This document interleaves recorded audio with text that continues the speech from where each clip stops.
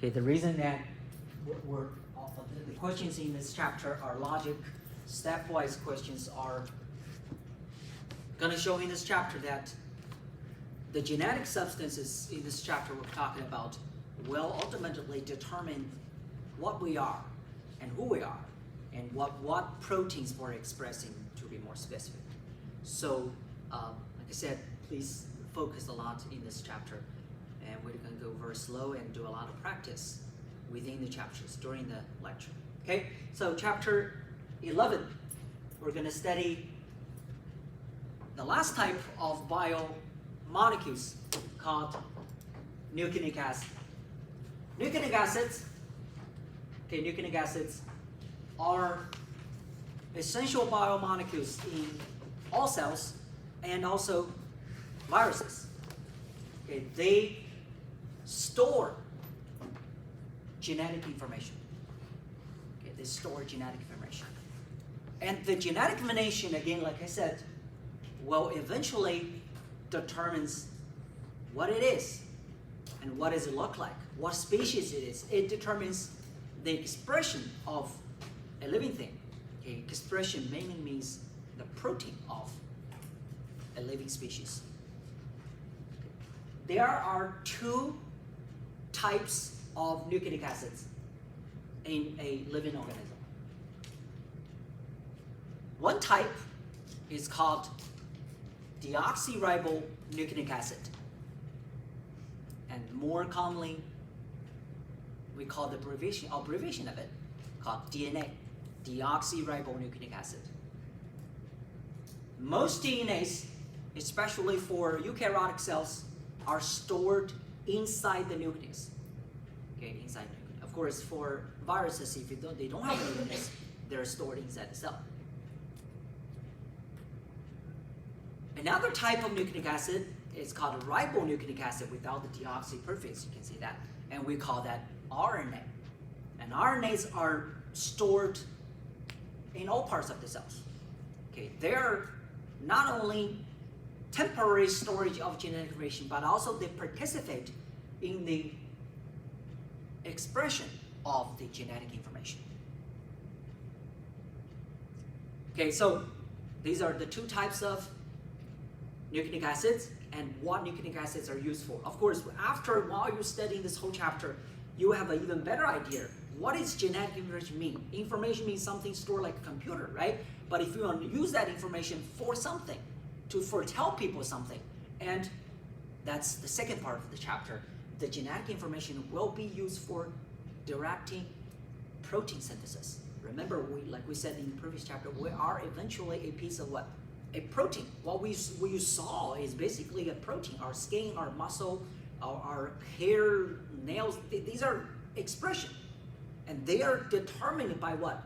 By the genetic information stored in our cells.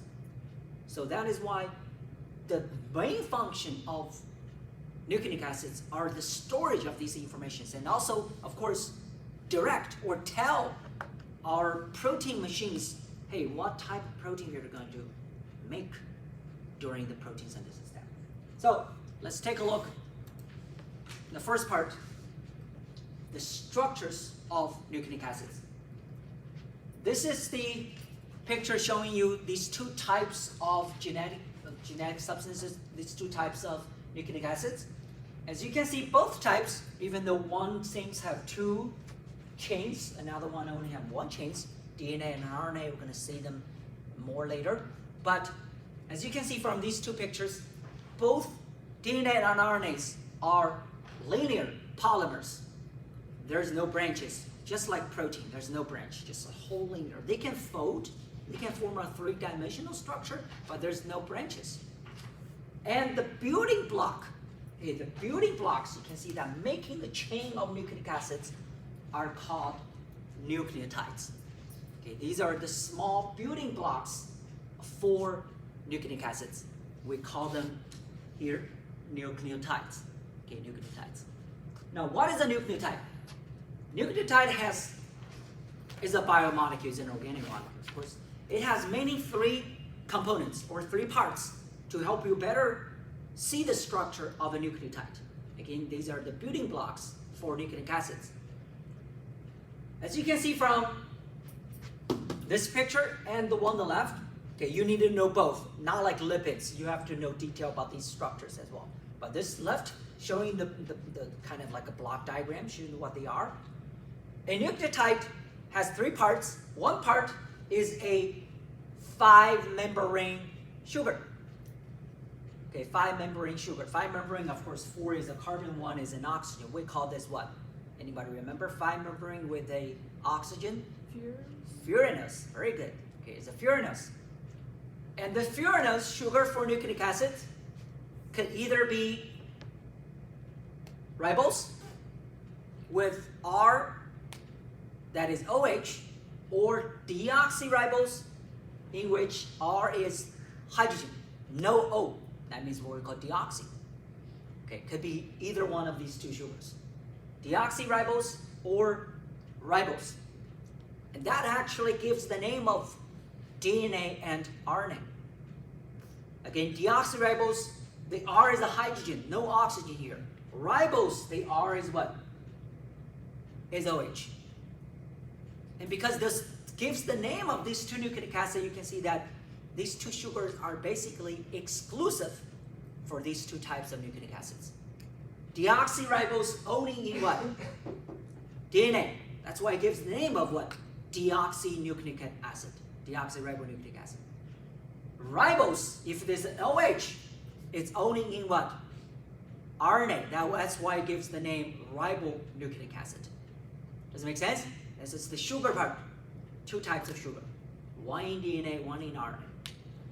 Another part, which is a phosphate on the 5 oxygen, 5 prime, because that 5 prime, later on we're going to see the numbering. The 5 prime oxygen of the sugar. This is a phosphate group. Of course, a phosphate group with an alcohol, we call this bond a what? Phosphate ester linkage. You guys actually have that in your second test, right? Phosphate ester linkage. Here is the phosphate ester. Of course, under physiological condition, the phosphate phosphoric acid OH exists as O minus, okay, instead of OH. And finally, the part shown here with a lot of nitrogens, you can see that with a cyclic structure with a non-nitrogen, is called a nucleobase. Okay, it's called a nucleobase. We know nitrogen-containing compounds, they're what? They're basic. Okay, amines are basic. That's why they're all bases, and we call those nucleobases. So this is the basic structure. All nucleotides will look like this. Structurally, they will be different. Okay, but all nucleotides will look like this. A sugar, ribose or deoxyribose, the phosphate, and what? And the nucleobase. Okay, now let's take a look at the nucleobase. The other parts are similar. Sugar only 2 types, phosphate is the same. So let's take a look at the nucleobase. This picture shows you, again, the structure of a nucleotide. And on the right hand, shows you the structure of 5 common nucleobases seen in DNA and RNAs. Okay, these are the 5 bases structures shown in DNA and RNAs. Like I said, you have to know the details. You don't have to draw them. Don't worry, I never asked you to draw them. But you have to recognize them. Know what that is. What are they? What the names are. Again, everything in detail in this chapter. Okay, take a look at these 5 bases. The top 2 looks bigger. Is that right, guys?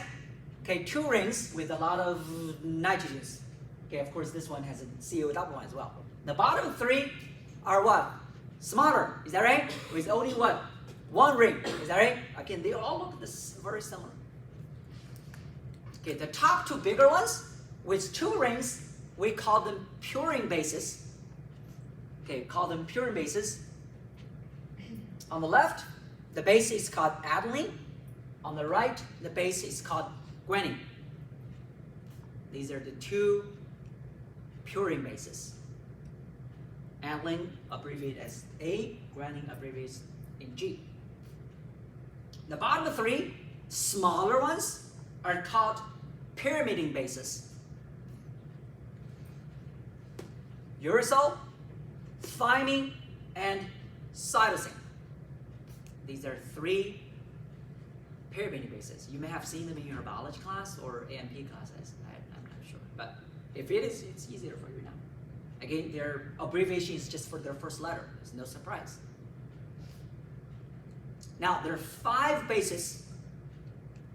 2 pyrimidine and 3, 2 purine and 3 pyrimidine bases. Among those 5, A, G, C are common in both DNA and RNA.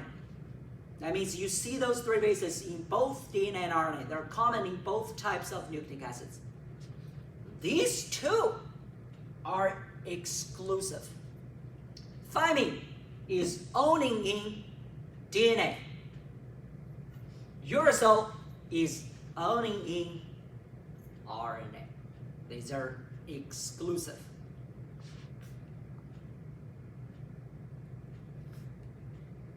And I want you to take a look at the structure of these 2 exclusive ones. Take a look.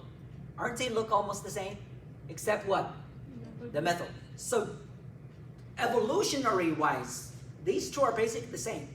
But again, nature determined one's owning in DNA, one owning in RNA. But they're basically the same thing. Later on, you're going to see that why they're the same. Why nature designed these are almost the same. All right? Now, think about it. A nucleotide has 3 parts, right? DNA, how many bases? 4. 4 bases. A, G, C, and what? T. Is that right, guys? That's for DNA. Again, this is exclusive. These 3 are common. So DNA has 4 bases. DNA has how many sugar? For sugar, which one is for DNA? Deoxyribose. Is that right, guys? Only 1 sugar for DNA. Phosphate is always the same. So think about it. For DNA, how many nucleotides are there? The sugar is what? Deoxyribose. Phosphate is the same. So with deoxyribose, how many bases? 4. Deoxyribose is for what? Again, DNA. How many bases? 4. 4 bases. How many nucleotides? 4. 4 nucleotides. Does it make sense? So how many nucleotides for DNA? 4. Easy, right? Not like 20, like only 4. Now let's think about RNA. For RNA, phosphate is the same. What is the sugar? Ribose. How many bases? 4. 4. So how many nucleotides for RNA? 4. So total we only have 8 of them. 4 for DNA, 4 for RNA. They all look different. Okay, they all look different. Take a look. The top 4 are for, guys, the top 4 are for DNA. How do you know? Sugar is what? Deoxyribose. See, that's a hydrogen. Is that right? You don't even need to show the hydrogen. The bottom 4 are for what? RNA. Because the sugar are what? Ribose.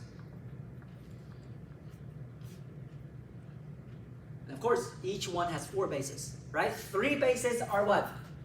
Common. One of the base is what? Different. Thymine here is only for DNA. Uracil is only for what? RNA. Very good. Again, guys, you don't have to draw this structure. But when I throw out anything of these 2, you know, hey, I know what that is. I can explain what this is for and which part it is. That's all you need. Okay, you never need to draw the structure. Does it make sense? 8 nucleotides, 4 for each, of course. Okay, next. How they are connected, very briefly, I want to show in here. Like I said, you don't have to draw the structure. You don't have to show here how they're joined together, but I want to show the numbers, most important. Okay, in the 3 parts of the nucleotides, the numbering for us, most importantly, is on the sugar. Okay, that's the numbering system we will use throughout this chapter. Okay, again, we know sugar has a very important carbon. We call this carbon anomeric carbon. Is that right, guys? Take a look at this carbon. 2 oxygen. And this carbon is where the base is joined with. So the base is linked to where? The anomeric carbon. And we call this carbon number 1, but we put a prime. on the superscript. The reason the numbering for sugar takes the prime, because the numbering of the base has no prime. So to discriminate the numbering of the sugar and the base, we put a prime on the sugar numbering. Again, the numbering on the sugar is the only thing you need to know for this class. Okay, so 1 prime, 2 prime, 3 prime, 4 prime, 5 prime. The phosphate, of course, is on where? On the 5 prime. Okay, on the 5 prime.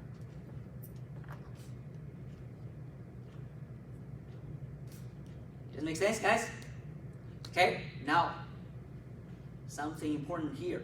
Okay, even though, like I said, you don't need to know the chemistry as long as you know where the base is joined. The base is only on the 1 prime position. Okay, on the 1 prime. Watch 1 prime. It's the anomeric carbon of the sugar. When the sugar join the base, no phosphate yet. Okay, no phosphate. The name will change.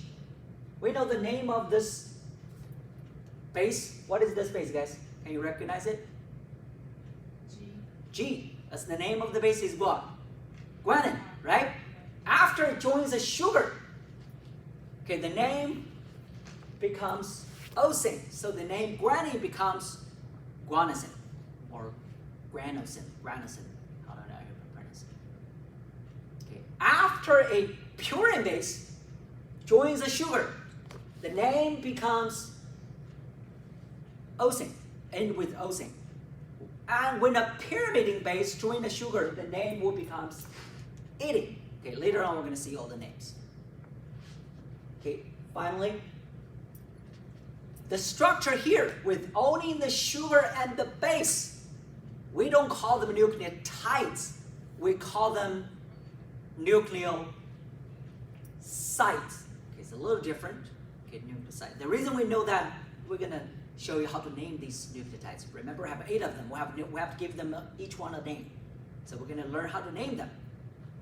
Okay, in order to know how to name them, we have to know without the phosphate, how do we name them? Without the phosphate, these structures are called what? Again, nucleosides. How do we name nucleosides?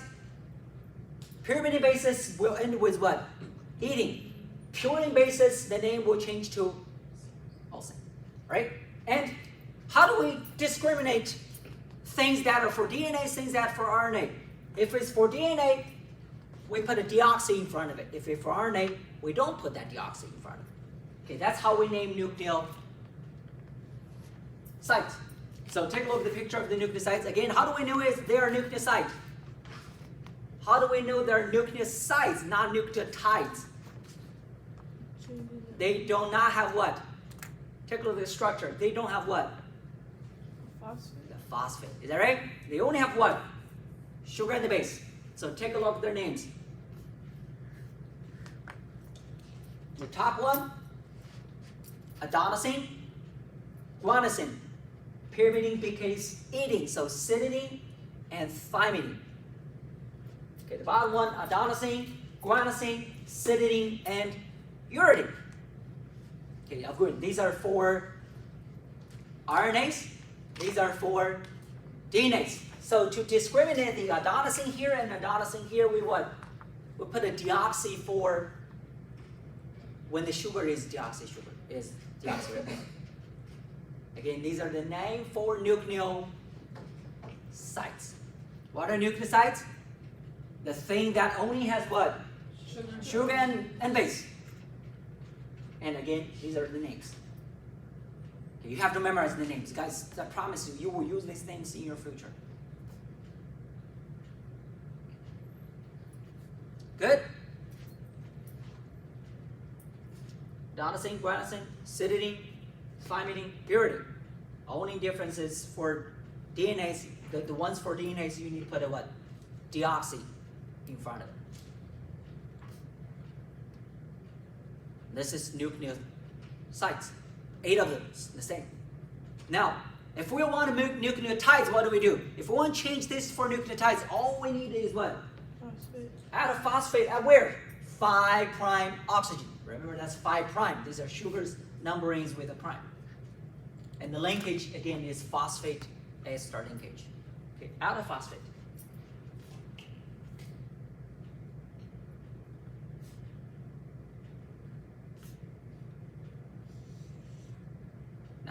you know the name of the nucleosides, the name of the nucleotide is like a dum-dum. Remember, without the phosphate, this guy is a what? Guanosine, is that right? Just for RNA, so we don't put a deoxy, just guanosine. With a phosphate, the name becomes guanosine 5' phosphate. Is that easy? You just need to add what? 5' phosphate. Do you guys see that? Of course, this is guanosine, and not adenosine, but. Okay, the name of this guy is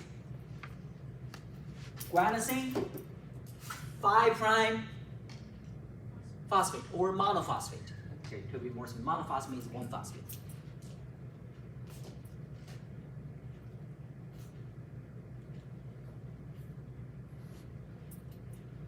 And here is the chart showing you all the names.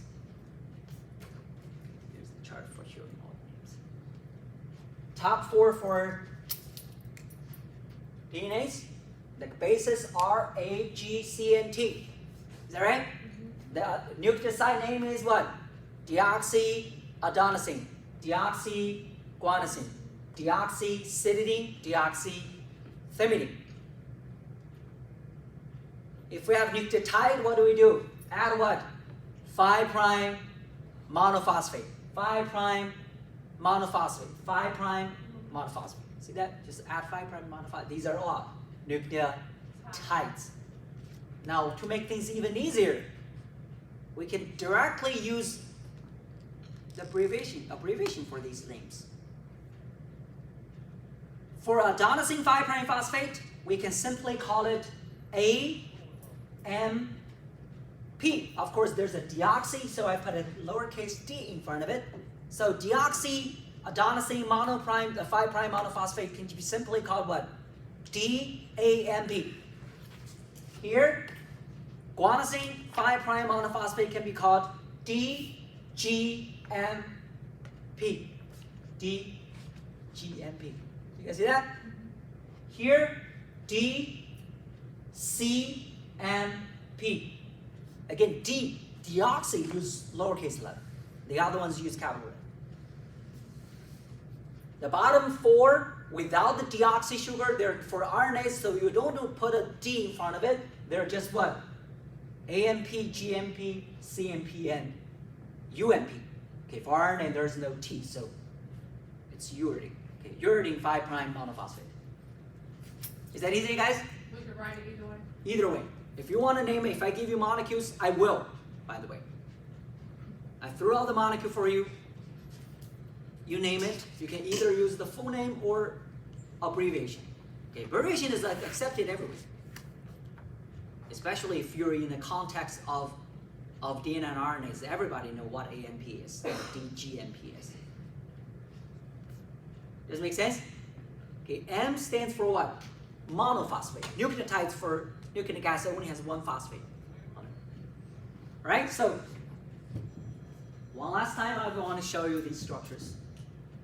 Okay, now I'm just using their abbreviations to tell people what they are. Okay, what they are.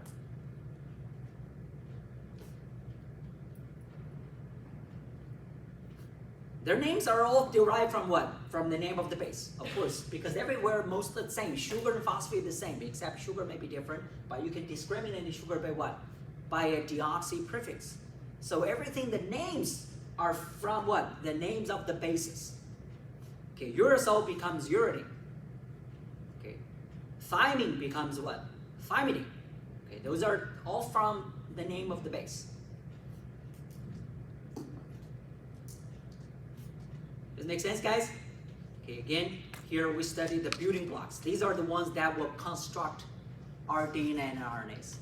And you will later find out how amazing that is. Only 4 bases can make the DNAs of the whole planet with full of living things, plants, microorganisms, higher advanced organisms. We all use the same building blocks for DNAs. Only 4 of them. Think about how amazing those. Amino acid, protein, we have what? We have 20. These will only have 4. Okay, again, the structures, sugar, phosphate, and what? Base. Sugar, DNAs are deoxysugar. RNAs are ribose with an oxygen on number 2' position. This is 2'. Base is linked at what? 1' position. Phosphate as what? 5' position. And finally, again, know their names. You can use their full names. You can use their abbreviation if you were to name them. Okay, but if you are given, you have to know which one is which. Okay, next. After we know the building blocks, let's take a look how these guys are joined together.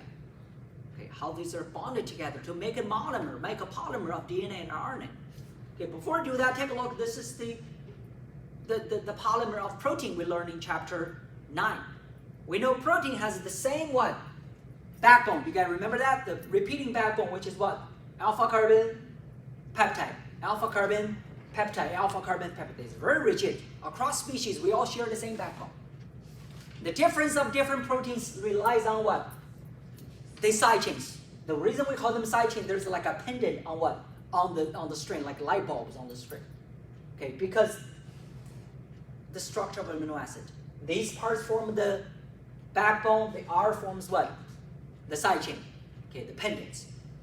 Now, if you understand this part of polymer structures, the structure of nucleic acid is kind of similar.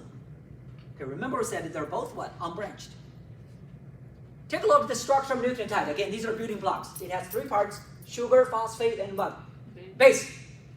The one in red, the sugar and the phosphate here, are responsible for the backbone, the chain, the whatever, the light bulb, the wires. And what are the pendants? The bases are on the side. Do you guys see that? The bases are like pendants on the side. So what is the backbone? Phosphate, sugar, and then another phosphate, sugar, and another phosphate, sugar. They're joined together by alternating phosphate, sugar, phosphate, sugar, phosphate, sugar. And of course, the pendants are what? Are on the side. What are the pendants? There's 4 bases, one of those 4 bases.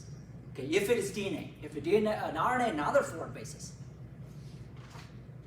Does it make sense? Okay, that's the backbone. Very easy. Phosphate, sugar, phosphate, sugar. The question is, of course, we know for protein there are amide bonds. But for DNA and RNA, what is the linkage? How they're joined together? Okay, take a look. The linkage is something we have shown, you have studied before. Okay, there are 4 nucleotides shown here. It's a piece of polymer now, only short piece. 4. You guys see the backbone? Phosphate, sugar, phosphate, sugar, phosphate, sugar, phosphate, sugar. See that? That's the backbone. And what are the pendants? The bases. So let's take a look how they're joined together. This is the phosphate, sugar of the first nucleotide.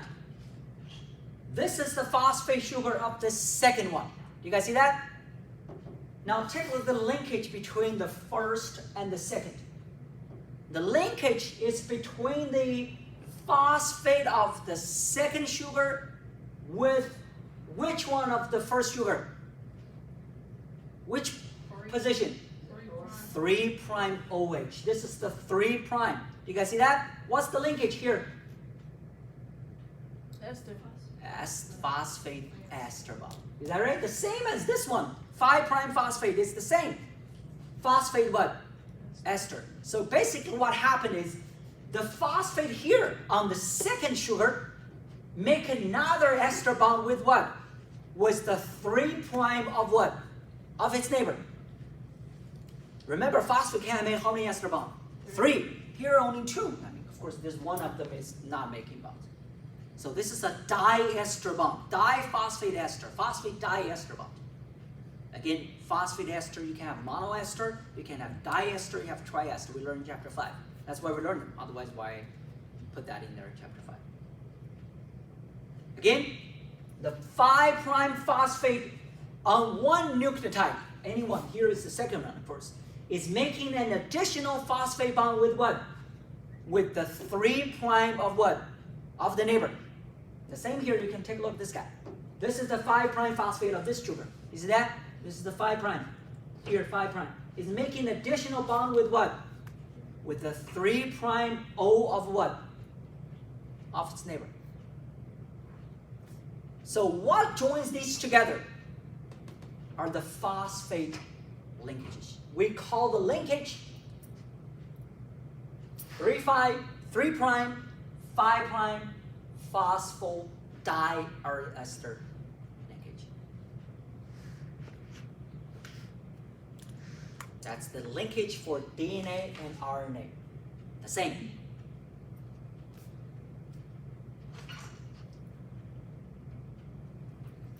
Three prime, 5' what? Phosphate diester. You see that? 3', 5' phosphate what? What is phosphate ester? POO is the phosphate diester. PO what? You see that? 2 ester bond here. One is originally has one. 5' is the one everybody has. 3' is what? Is basically the linkage. Join the neighbor together. That's why you have a phosphate sugar backbone alternating. Does it make sense, guys? The structure of the DNA. Very robust. Okay, not like complex structure. Again, the linkage is called 3', 5' phosphodiester linkage. Okay, again, we use 3, 5 in prime because they're numbering on what? On the sugar. Okay, on the sugar. Of course, this piece is in what? In DNA or RNA? This fragment, DNA. one. DNA or RNA? DNA, why? Because the sugar is what? Is deoxy sugar, no oxygen. Okay, this is a piece of DNA. Now, this is a short piece, of course, but no matter how short or how long the piece is, you're going to have 2 ends. One end is the phosphate, not joined with another 3'. So this is the terminal. We call this terminal with the phosphate the 5' end of the DNA, of the nucleic acid. The other end, of course, is the 3' OH, not with the phosphate anymore because that's an end. We call this end 3' end. So each piece of nucleic acid has 2 ends, 5' end and 3' end. By convention, the sequence of a nucleic acid is always written from 5' to 3'. And the direction here is even more important than proteins. Because in protein, I told you the terminal is what? From N terminal to C terminal. But you normally don't need to write a piece of protein. Here, you guys are going to write a lot of DNA pieces in this chapter. The direction is what? 5' to 3'. Later on, we're going to show you why the sequence is important and how do we tell the ends.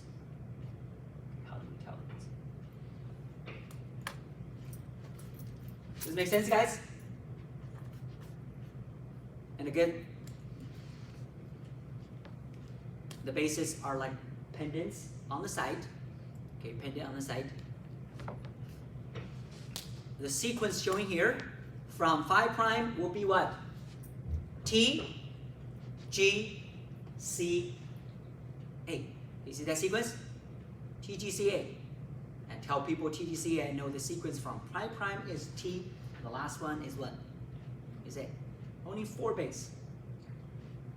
Okay, you guys might wonder, 4 base sequence, it's very simple, but if you think about statistically, only have 4 bases, like 4 pieces of nucleotides in a piece of DNA. How many possibilities are there? Anybody smart to have learned statistics or math? Do you think only this short, tiny piece of DNA like this with 4 bases, how many possibilities would there be? How many? 16? No. 16 times 4. No. Each base has how many possibilities? 4, right? The base could be 4 bases. So how many bases? 4 bases. So the possibility is 4 times 4 times 4 times 4. What is it? 256 possibilities. That's kind of fun. Okay, 256 possibilities. So think about only 4. You have 256 different arrangement. 256 different means what? Means what? You could have 256 pieces of information. They're all different. AACT, ACCT, AACA, AAAA, TTC, tons of those information. That's why even though you only have 4 nucleotides, nature can create millions of thousands of genetic information here. Because the arrangement could be different. One change of base will change a lot. Okay, later on we're going to see more examples. Okay, here again is a comparison between nucleic acid and protein. They both share something in common. Later on we're going to show why they're related.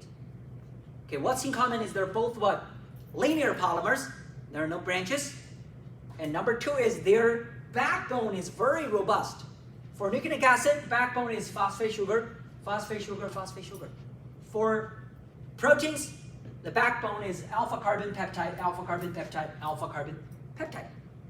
And they both have some pendants on the side, which will determine the structure or determine the information of a molecule. Okay, for the nucleic acid, the pendants are the bases. For the proteins, the pendants are what? Are the side chains.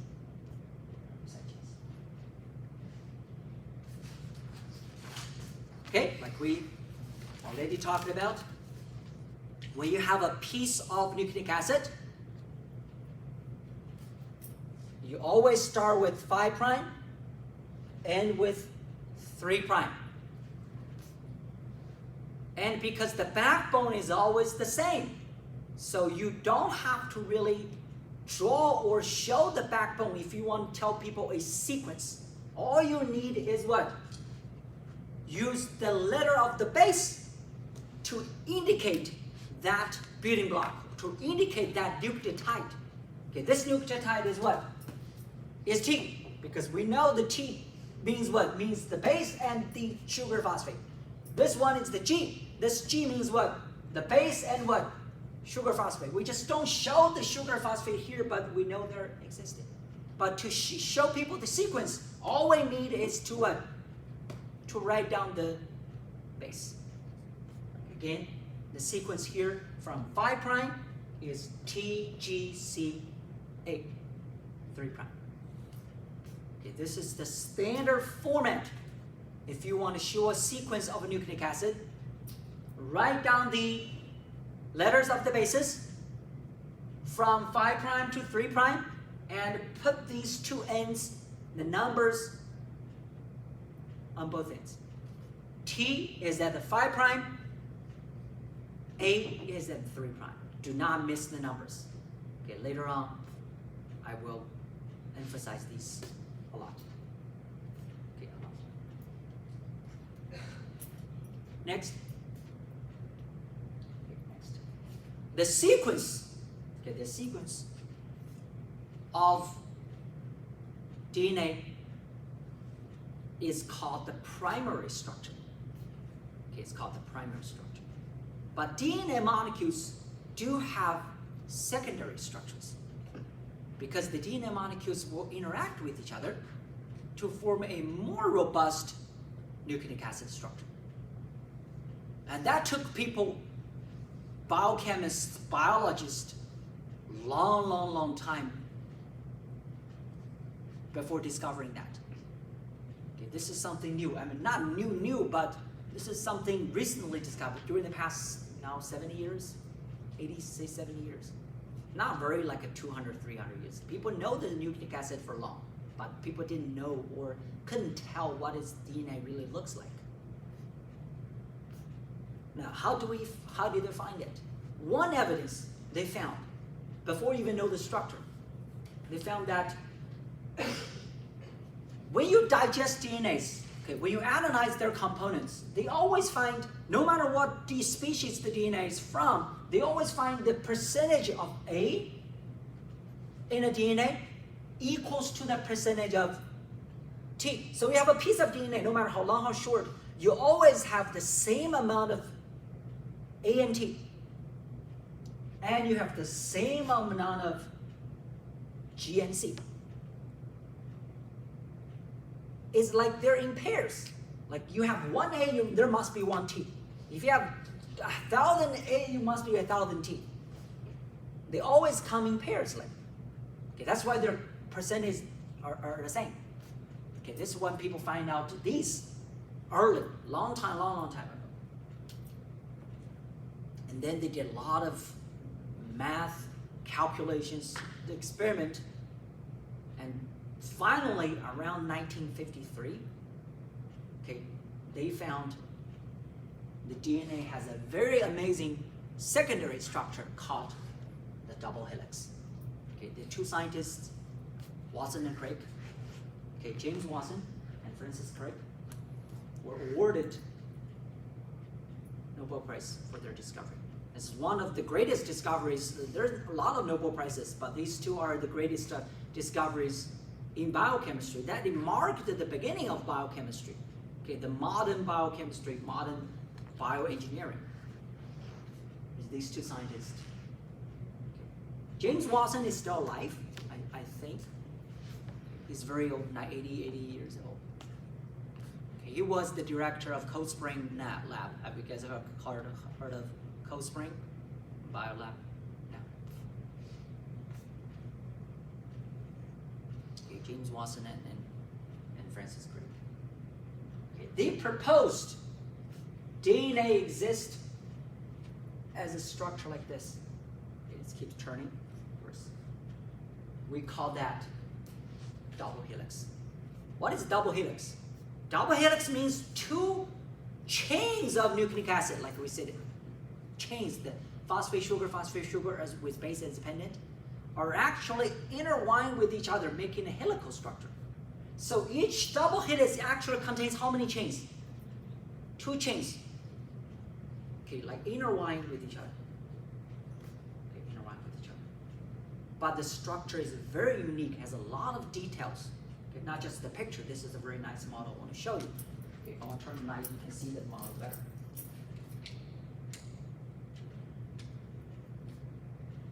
Okay, first important detail is the two chains of DNA molecules intertwined to form the double helix are anti-parallel.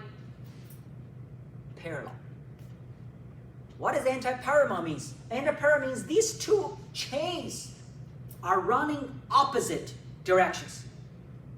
Okay, running opposite directions. What is the direction of nucleic acid? 5' and what? 3'. So if they're running opposite direction means what? Each end of DNA has what? Has the 5' of one chain and what? The 3' of the other. So they're like this if they're two chains. The head and the toe and the toe and the head, they're like this. Okay, that's called anti-parallel. Each end of the double helix contains the 5 end chain of one chain and the 3 end of the other. Okay, that's one important, very important info. We'll see that a lot in the second half of this chapter. Also, you can see from this model, in the double helix, they're intertwined. The phosphate sugar backbones are actually where? They're outside. You see that? And the bases are where? Inside, pointing each other. Remember, each chain has a base, is right? Two chains, they should have what? Two bases. So the bases are actually existing as pairs inside the helical structure. Very well protected.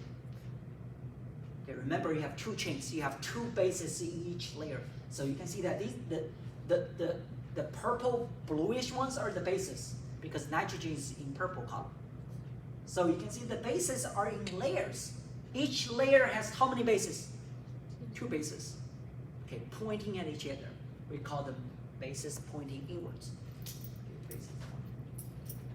Okay, this is the model, of course.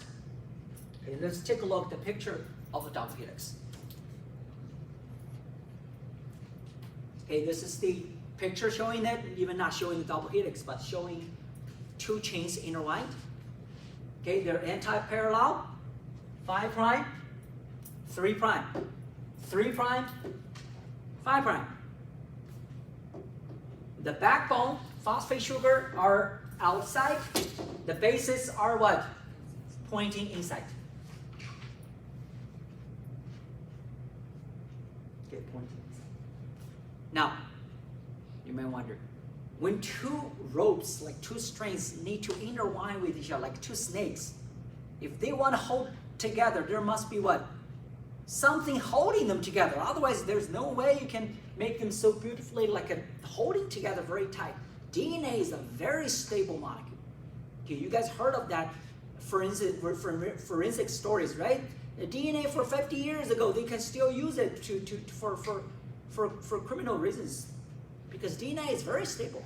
Unlike other biomolecules, DNA is very, very stable. Because what? Because the interaction is here. So what is the interaction? The interaction is between the base pairs. Remember, the base exists in what? In pairs.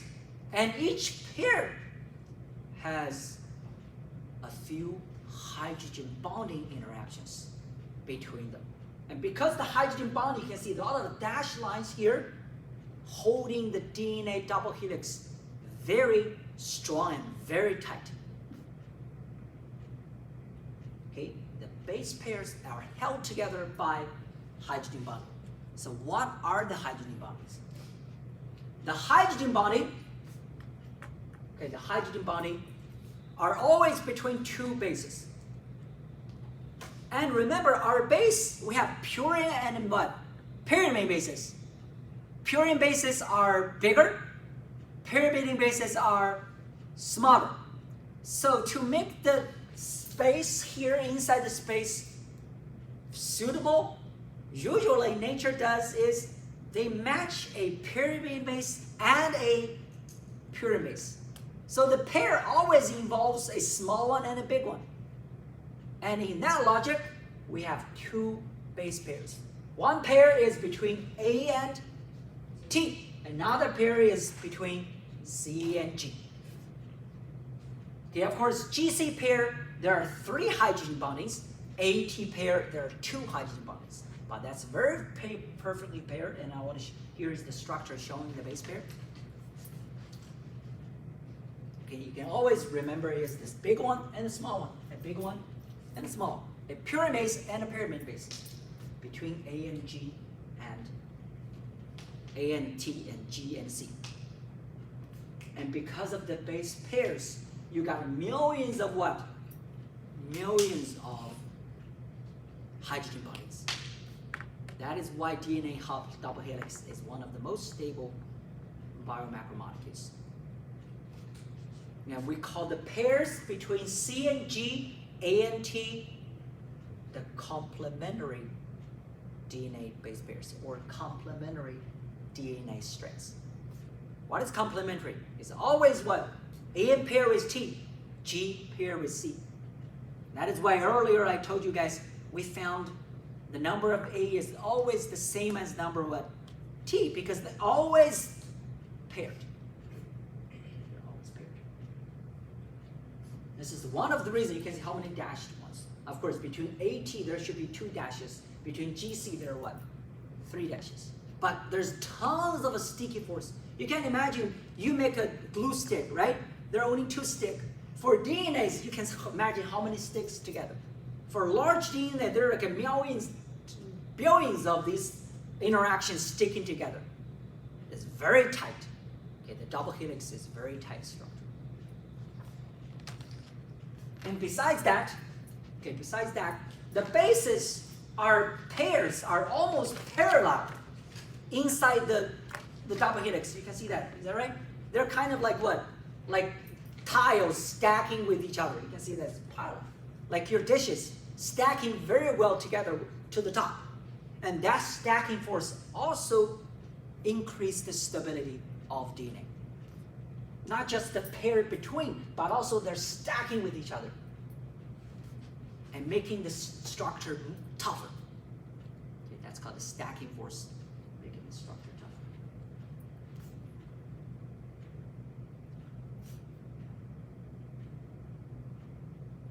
Does it make sense? The structure of DNA. Okay, the structure of DNA. So, Let's take a look.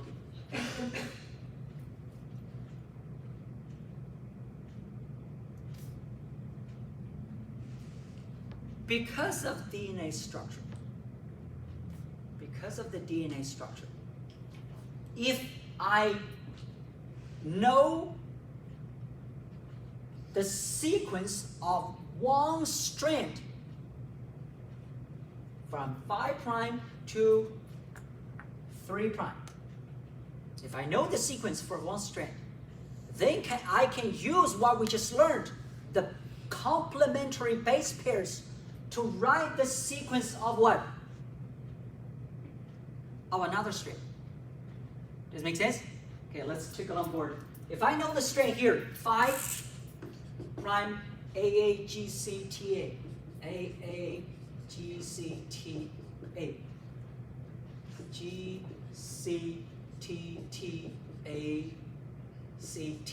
3 prime. Is that right? AAGCTA, GCTTACT. If I know this string from 5 prime to 3 prime, I can, based on what we learned about the complementary base strength, to write the what? What the other? So A will be what? TTCGATCGAATGA. Is that right? Did I pair everything right? Guys, you have all, these are simple, right? But you have to make sure you double check. Cannot make one single mistake. We're talking about genetic substance. But after you make the strand, you have to specify what? The ends. We know double helix is what? Anti-parallel. So this is the 5 prime of this strand. So this will be what? The 3 prime of what? Of that strand. Make sure you specify that. If it is a question, you only give me this without the numbering. Okay, if you only give me this without the numbering, then I will assume the T is 5, because by convention we always start with what? 5 prime. Then I will say, hey, this is the 5 prime. Then I read from 5 prime is wrong. Where is 5 prime? Here is 5 prime. The 5 prime first one is A, not T. So please, please don't forget to always label the ends. If you label it, it's fine. You don't have to start with 5 unless the question asks you to do so. Otherwise, start from 3 is fine. But you tell me, oh, this is the 3 prime. Good? Okay, the bottom question. It's just what I said earlier. If somebody gives you a sequence, or you give me a sequence without telling what? The ends, then we are all assume this is the 5 prime, that is the 3 prime. And then I can write the sequence as well. A, C, G, T, T, C. 5 prime, 3 prime. So I get T, G, C, A, G. And that's the 5 prime, that is the 3 prime. Make sense?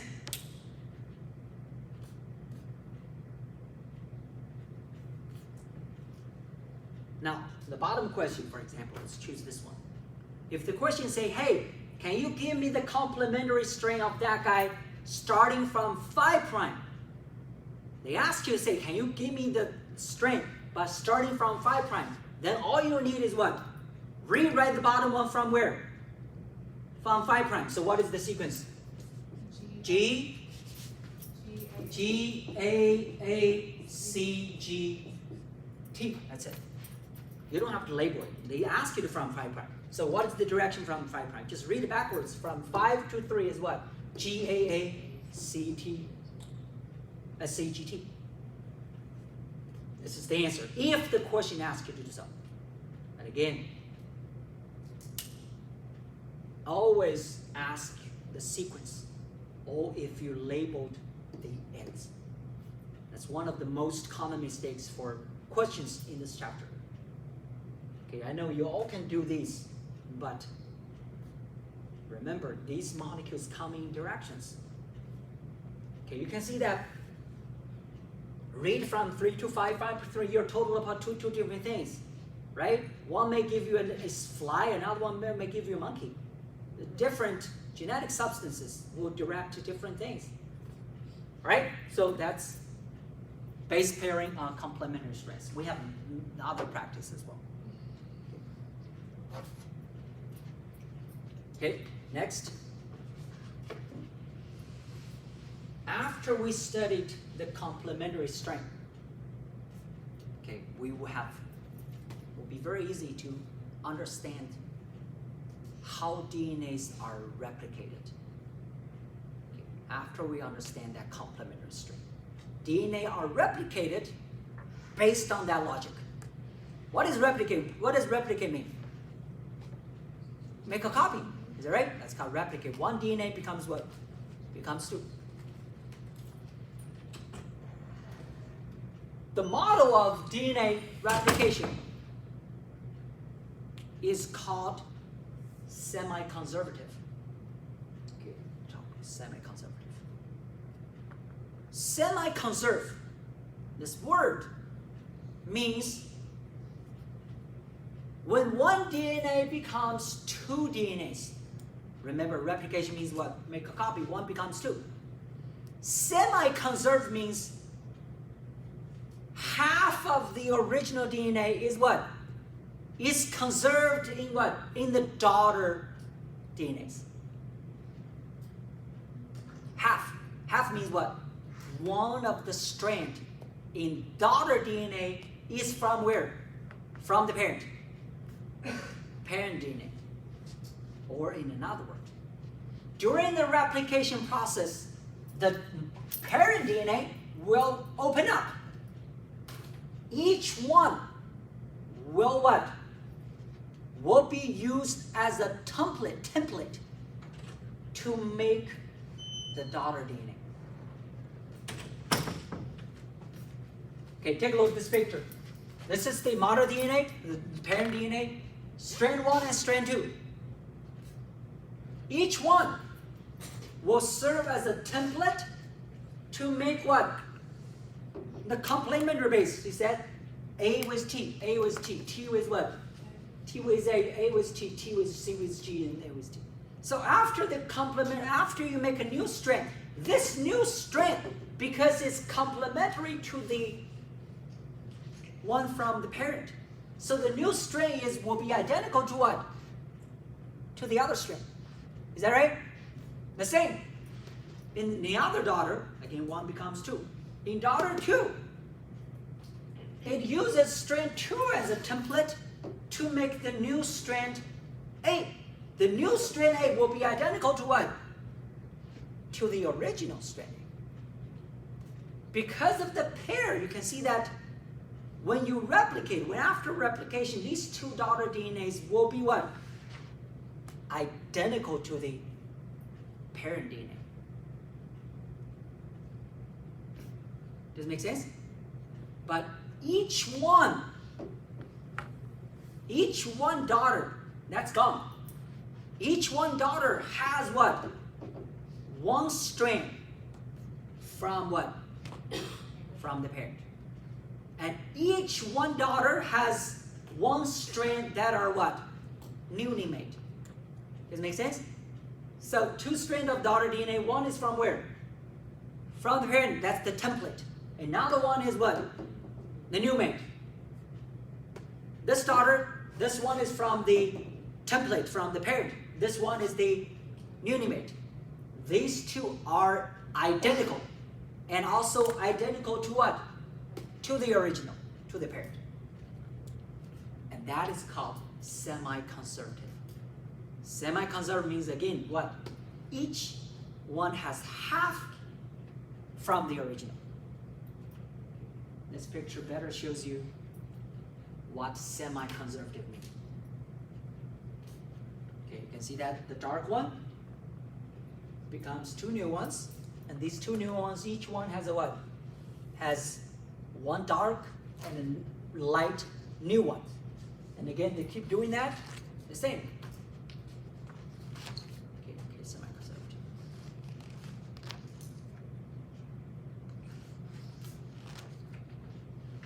I know understanding it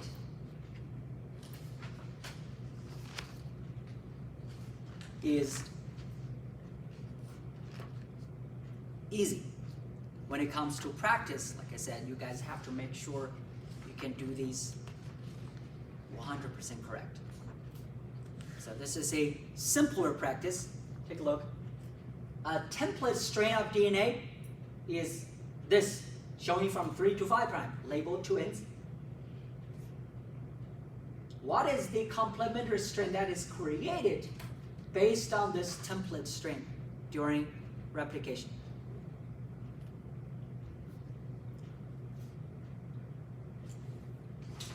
The template is from 3 prime, A, C, T, G, A, C, T, T, T, 5 prime.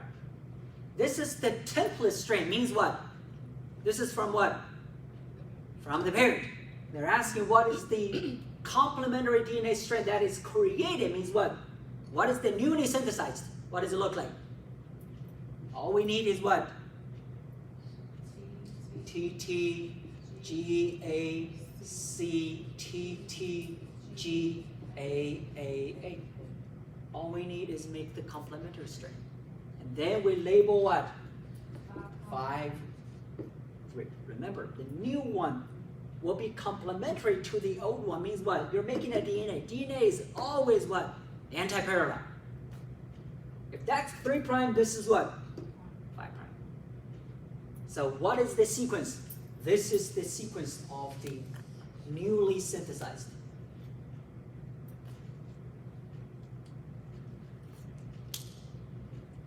If this is a daughter DNA, means what? The other daughter will be what? Exact the same. And the parent DNA will be what? Will be exact the same like this. And you can put it in your mind. Okay, we'll practice later too. You can put it in your mind. If this is the newly synthesized for this daughter, that means what?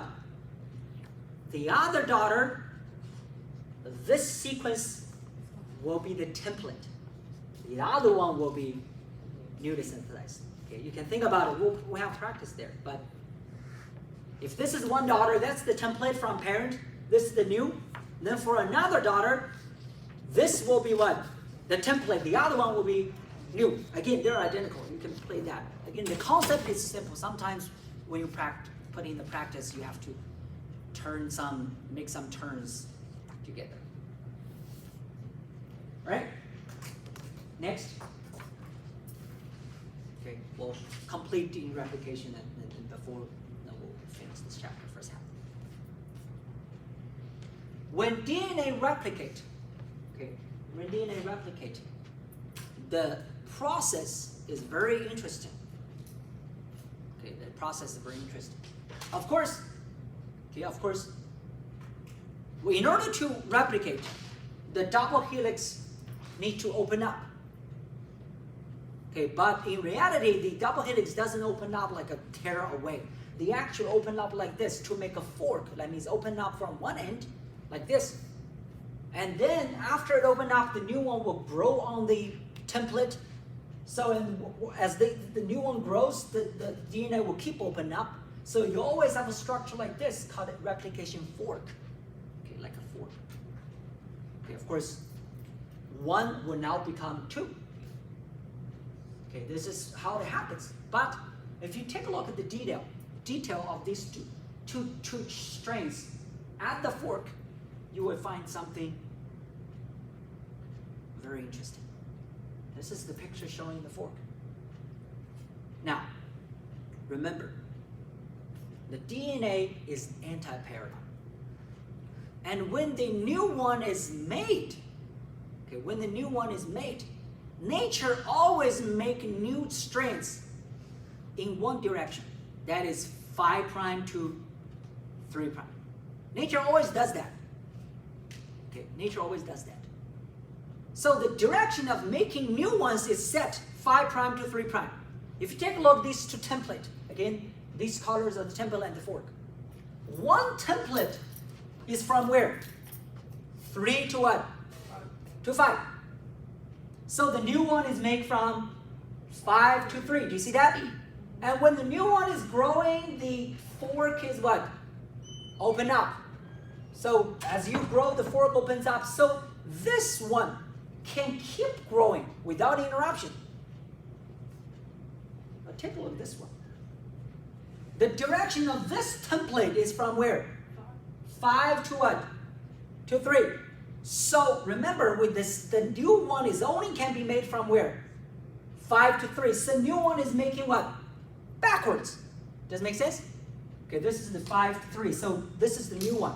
So when you have this piece of the fork open up, the new one will make a what? Make a piece. We may have more open up, the new one will make another piece. Remember, the making direction can only be from what? 5 to 3. So the template is available piece by piece. Unlike this one. This one is keep growing from 5 to 3 because the template is from where? From 3 to 5. So this keep growing here. Open up, open up. This one is different. You open up this much, you got this template growing from 5 to 3. Down because that's the end. Then you open another piece, growing down because that's the new, that one is already made. So you can see that these two daughter DNAs or two new strands are synthesized in different fashion. One strand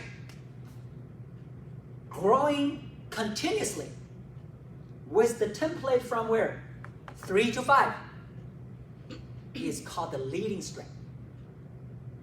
The other strand with the template from 5 to 3 will grow what? Backwards in segments. They cannot grow completely. We call this strand the lagging strand. Okay, leading strand grows completely. Lagging strand grows in what? In pieces. And those pieces are called Okazaki fragments. Of course, these pieces eventually will be what? Will be joined together. Okay, make it continuous piece. I want to show you. They are growing in different fashion. Okay, because how the directions are made. Okay, here is the picture showing you the logic. Again, leading strand is what? Leading strand, the template is from 3 to 5. That's why the synthesized direction can go non-stop. The lagging strand, the template is from where? 5 to 3. That's why you have to do it backwards. They have to get what? In these fragments called Okazaki fragments. Okay, they're synthesized. Of course, eventually they will be what? Joined together by DNA ligase. Do you guys remember this word from chapter 10? Ligase. What is ligase? Joining stuff together. Right? And okay, this picture shows you the DNA synthesize is in very high efficient. If you want a polymer that replicate DNA molecules, the efficiency is very high. So the fork is actually in the middle, like forming like these multiple forks, multiple points of replication, so that you can replicate the molecule in a very efficient way. So you will see structure like this called replication bubbles. Okay, eventually one DNA will become 2 daughter DNAs. Okay, these are some facts about DNA structure, replication, and the complementary strands. Okay, finally, before we stop today, okay, I want to show you DNA molecules are stored in our nucleus. But DNA molecules, because they're huge molecules, okay, DNA molecules are very big. You can actually see DNA molecules in naked eyes when you extract them. Okay, in the last week, or not, second last week, we're gonna actually extract DNA molecules from fruits. Okay, and after extraction, you can visually see DNA molecules tangled, of course, together. That's why you can see them. Okay, they're huge molecules. But remember, our cells are small, our nucleus is even what? Smaller. So in order to store huge or big molecules of DNA, inside a small nucleus, you have to pack DNA molecules in a very efficient way. Like you're going for a trip, you have to pack your clothes in a tiny suitcase. You cannot just pull them on bed, they will be very big. So this picture shows you how DNA molecules are stored. Okay, they're wrapped up with tiny little proteins called histones. Okay, histones. Okay, the reason nature does this is DNA molecules, if you guys remember, has negative charges on the phosphate. Okay, one of the O is O negative.